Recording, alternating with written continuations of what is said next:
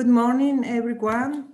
My name is Lorenzo. I'm the director of the World Rural Forum. It is a pleasure to be with you today, even it is very early in the morning in Spain.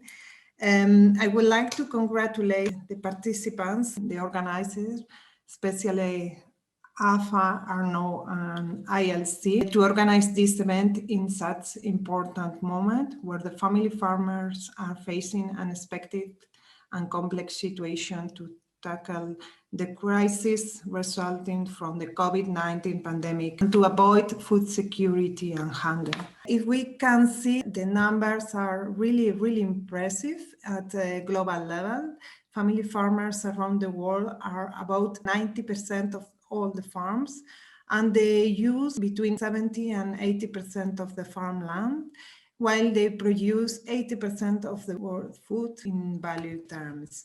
84% are with less than 2 hectares, and they use only 12% of the land, and they produce 36% of the world food. Most of the family farmers are in Asia, 74%. At global level in Asia, small-scale family-based food producers produce most of the crops and the food.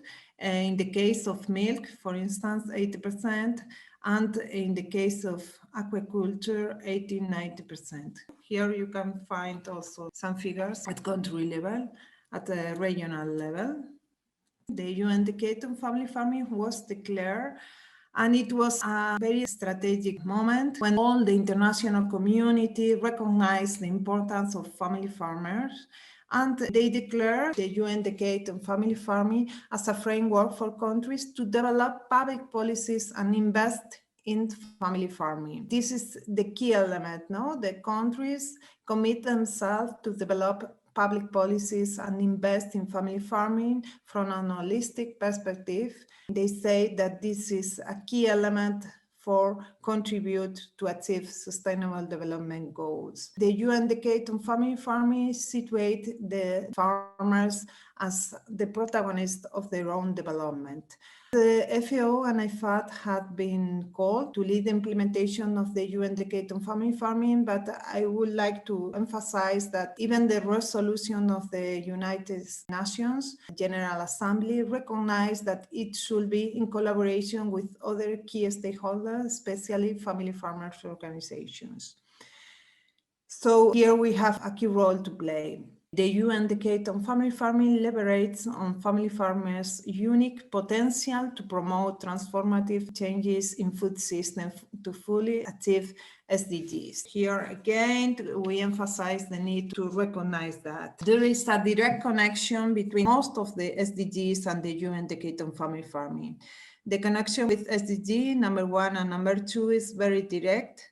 If family farmers produce most of the healthy food that is consumed at global level, they contribute to end hunger and malnutrition, as well as dealing with poverty.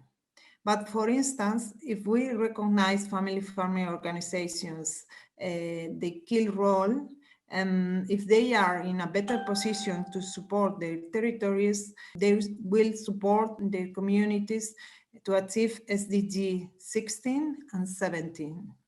The key role developed by women in agriculture should be also supported. Here we can see how does the UN Decade on Family Farming work.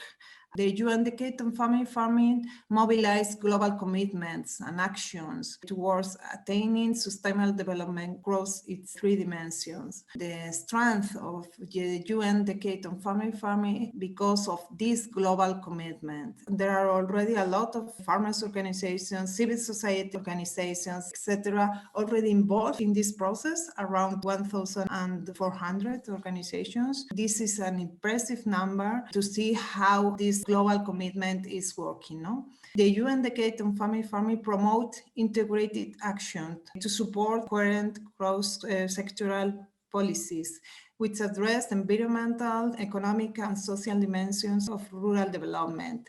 We cannot go to deal with the different issues affecting family farming if we don't have integrated actions, leaving no one behind to turn family farming's potential into reality, making them agents of change, helping to identify the nexus, the links among the different SDGs, to prioritize actions and reduce the risk of sector-specific intervention undermining each other.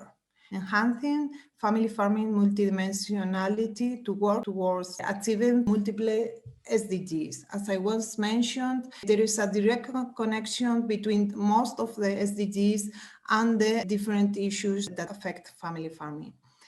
Focusing on innovation, knowledge sharing, capacity building, and technology access adapted to the needs of family farmers are the basis to formulate actions that really impact and really contribute to achieve SDGs. The UN Decade on Family Farming Global Action Plan is divided into 7 pillars. This Global Action Plan was defined by a very participatory process last year, including some of the participants that are today. They were really active in developing this action plan.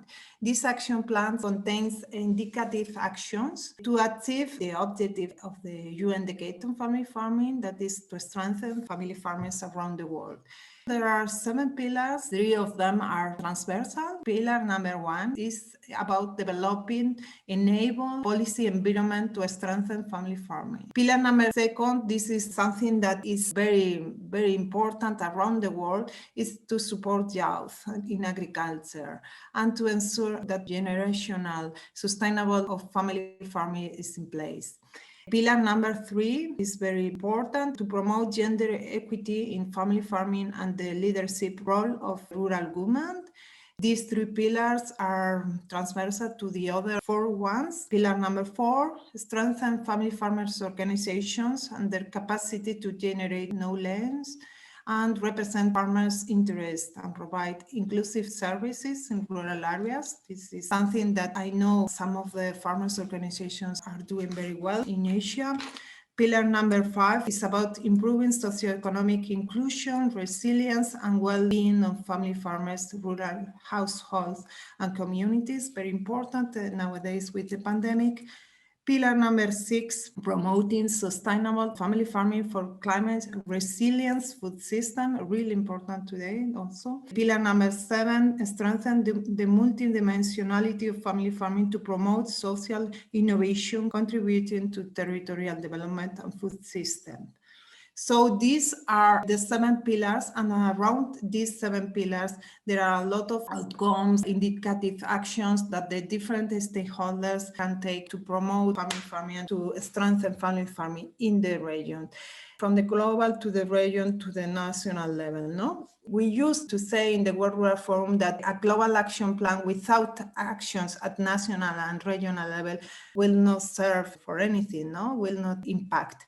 So the Global Action Plan has a key element that is to have the goal by 2024 to develop a 100th of national action plan. That is 100 of countries where civil society, governments, international organizations, farmers organizations, academia, etc., agree on what are the main priorities, the main actions, the main policies to improve the situation of family farming in the regions. They have the Global Action Plan as a guide to look for different initiatives or different actions that could contribute. Until now, there are already 6 national action plans already approved in Dominican Republic, Gambia, Indonesia, Peru, Costa Rica, and Nepal. And 3 other countries are very advanced in terms of developing national action plans, Chad, Sierra Leone, and the Philippines. We can see that around 30 countries has been advancing, has made some progress in mobilizing actors, different stakeholders for designing of these national action plans.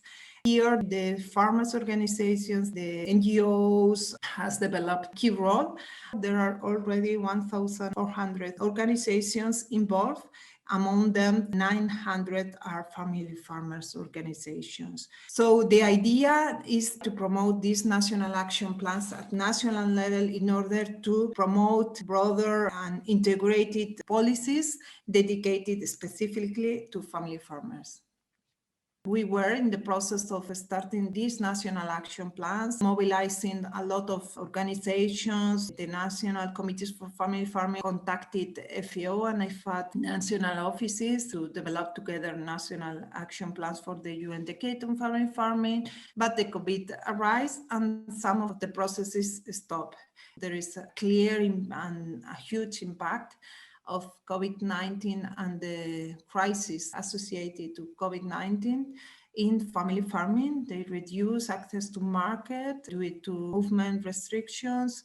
Family farmer has a lot of problems in conservation of products. There was an important change in consumer behaviors because they cannot access the expensive products. Some markets were closed and commercialization channels were stopped and schools were also closed. So because of the closure of small business in family farming neighbor areas, some other jobs were closed. So it was a really big impact that reduced family farming income. I can share with you FAO policy brief that explain these impacts. But we can say also that the family farmers organizations, the cooperatives, the associations were in the front line. They decided to continue producing, avoiding food insecurity. Just to say that the Global Action Plan is very useful to strengthen family farming resilience and to deal to COVID-19 for three reasons. Inside the Global Action Plans, there are key indicative actions to ensure family farmers are not exposed to agents of COVID-19 transmissions, especially supporting family farmers organizations.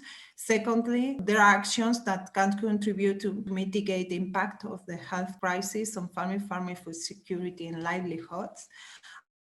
And third, there are other type of actions inside the Global Action Plan that heavily strengthen local food system and family farming access to market.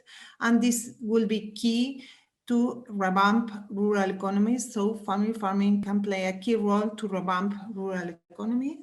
So my conclusions is that the Global Action Plan is really a key tool that could help the definition of mitigation and reconstruction of family farming in these situations. The participation of family farmers organizations and other stakeholders are key for implementation of the UNDFF on family farming.